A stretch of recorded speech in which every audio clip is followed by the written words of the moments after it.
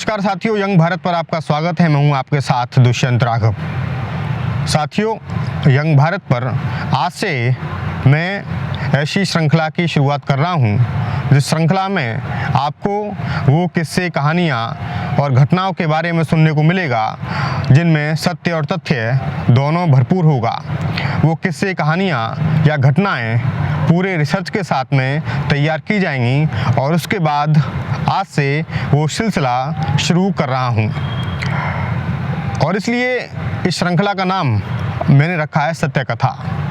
तो सत्य कथा की जो पहली कहानी आज मैं आपको सुनाने जा रहा हूँ वो कहानी है एक ऐसे हाई प्रोफाइल मर्डर की जो मर्डर मिस्ट्री बन गया, जिस मर्डर में अपराध, मीडिया और नौकरशाही का ऐसा गठबंधन देखने को मिला जिससे न्यायपालिका भी अछूती नहीं रही।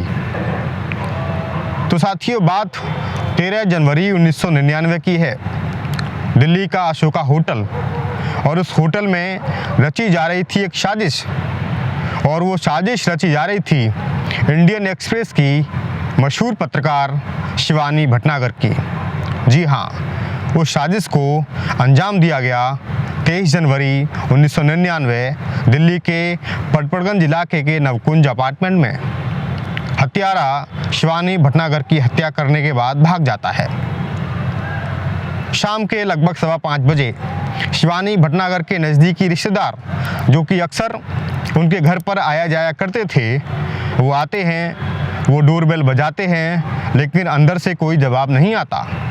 अक्सर शिवानी भटनागर 1-2 बार डोरबेल बजाने के बाद दरवाज़ा खोल देती थी, लेकिन उस दिन जब कोई जवाब अंदर से नहीं आया तो उनके पास, जो उनके रिश्तेदार थे, उनके पास एक डुप्लीकेट चाबी थी, दूसरी चाबी थी, और उस चाबी से उन्होंने दरवाज़ा खोला। और जब दरवाज़ा खोला तो सामने वो दृश्य देखा जिस दृश्य की कल्पना उन्होंने कभी नहीं की थी।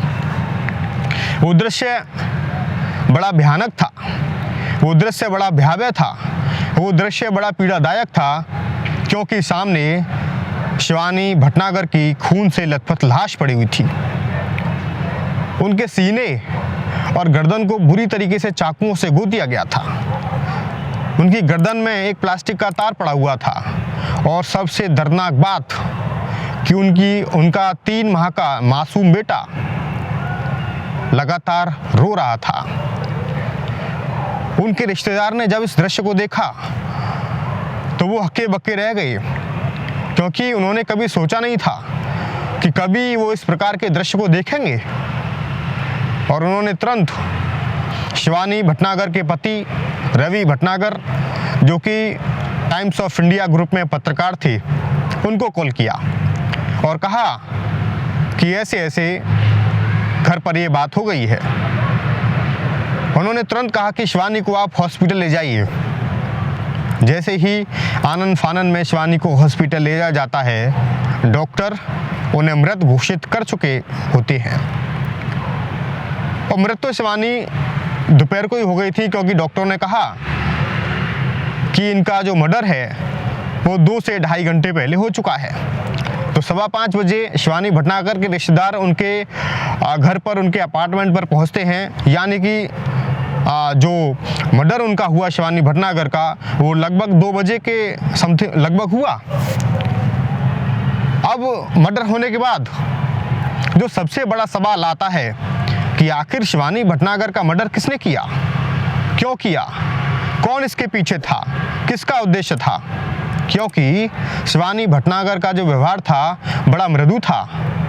शिवानी भटनागर बड़ी सौम्य स्वभाव की महिला थी, हमेशा सबसे स्नेह रखती थी और बोलचाल बड़ी अच्छी थी।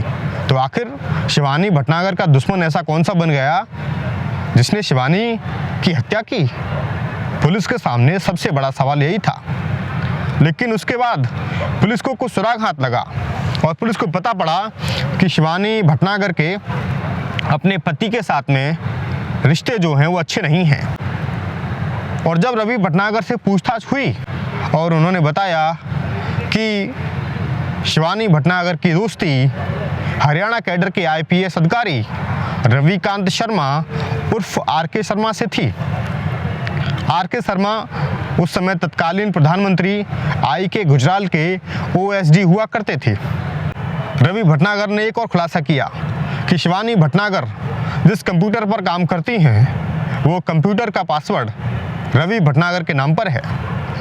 तो पुलिस जब दोनों तथ्यों की खोजबीन करती है, एक तो रवि भटनागर की पत्नी शिवानी भटनागर का संबंध R.K. शर्मा से होना, दूसरा उनके कंप्यूटर का पासवर्ड R.K. शर्मा के नाम पर होना।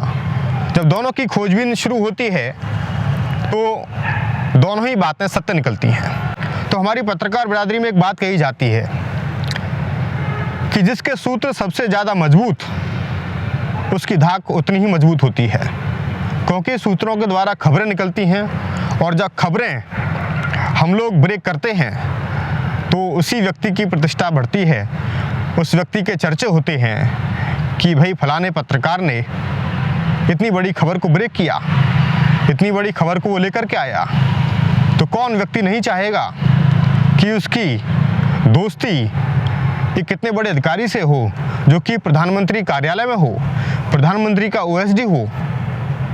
तो ये जो दोस्ती थी वो दोस्ती शिवानी भटनागर की एक पत्रकार के नाते हुई थी, सूचना को लेने के लिए हुई थी। लेकिन ये दोस्ती कब निजी संबंधों में तब्दील हुई ये दोनों में से किसी को पता नहीं पड़ा। जब शिवानी और R.K. शर्मा की दोस्ती निजी संबंधों में तब्दील हुई उसके बाद शिवानी भटनागर ने R.K. शर्मा पर ये दबाव बनाना शुरू किया और कहा कि आप मुझसे शादी कर लीजिए, जबकि R.K. शर्मा पहले से ही विवाहित थे। शिवानी ने क्यों कहा? क्योंकि उनके अपने पति से संबंध अच्छे नहीं थे। जब R.K. शर्मा ने बार बार मना किया कि मैं शादी नहीं कर सकता तो शिवानी भटनागर ने ज़्यादा दबाव डालना शुरू किया और उसके बाद R.K. शर्मा ने उनको अपने रास्ते से हटाने की सोचा और फिर उन्होंने साजिश रची। लेकिन पुलिस को इतनी सारी बातें मालूम होने के बावजूद भी पुलिस ने कोई कार्रवाई नहीं की। लेकिन फिर 2001 में लगभग 1.5 साल बाद एक मुखबिर की सूचना पर पुलिस एक ऐसे व्यक्ति को गिरफ्तार करती है जो व्यक्ति उस केस से सीधा जुड़ा हुआ था। पुलिस श्री भगवान नाम के एक व्यक्ति को गिरफ्तार करती है और जब श्री भगवान से सख्ताई के साथ पूछताछ होती है तो श्री भगवान प्रदीप नाम के व्यक्ति के विषय में बताता है और कहता है कि घटना का जो मुख्य आरोपी है वो वही है। पुलिस प्रदीप को गिरफ्तार करती है और गिरफ्तार करने के बाद में जब उससे पूछताछ होती है तो फिर चौंकाने वाला मामला सामने आता है। तो वो सत्य प्रकाश और वेद प्रकाश 2 लोगों के नाम बताता है।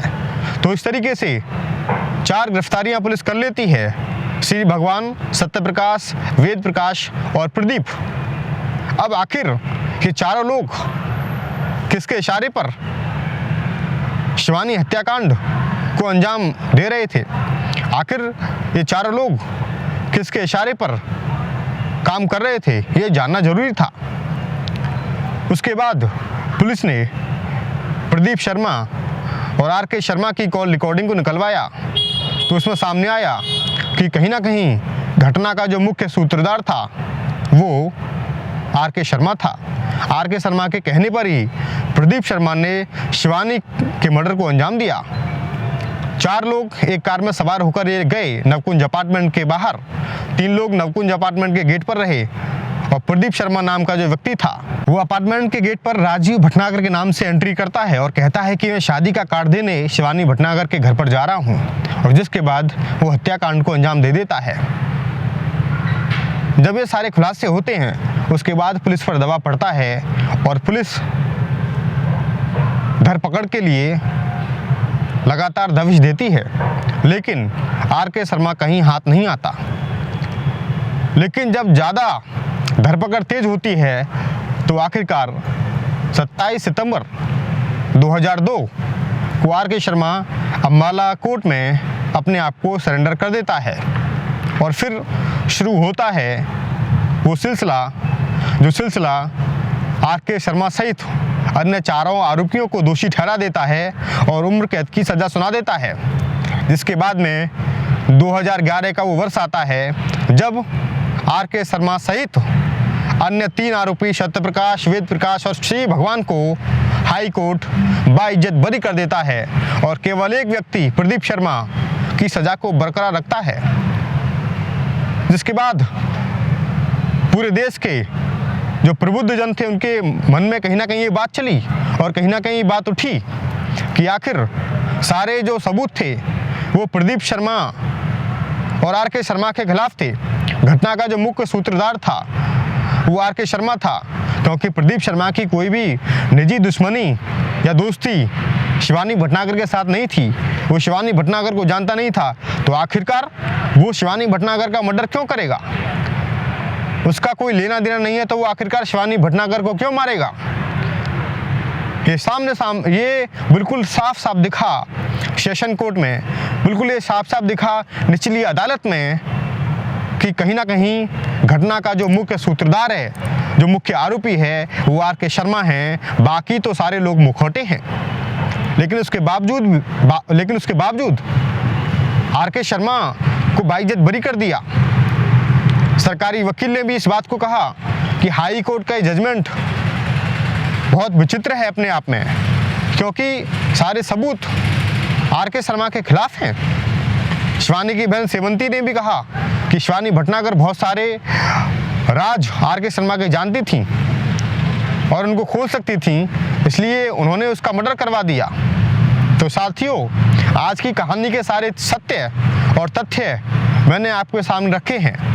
आप अपने विवेक से इस बात का निर्णय लीजिएगा कि आखिर जिस व्यक्ति को निचली अदालत ने मुजरिम ठहरा दिया हो, जिस व्यक्ति को उम्र कैद की सज़ा सुना दी हो, उस व्यक्ति को हाई कोर्ट ने बरी कर दिया और कहा कि हत्या का मोटिव क्लियर नहीं होता कि आखिरकार R.K. शर्मा शिवानी हत्याकांड से कैसे सीधे जुड़े हुए थे।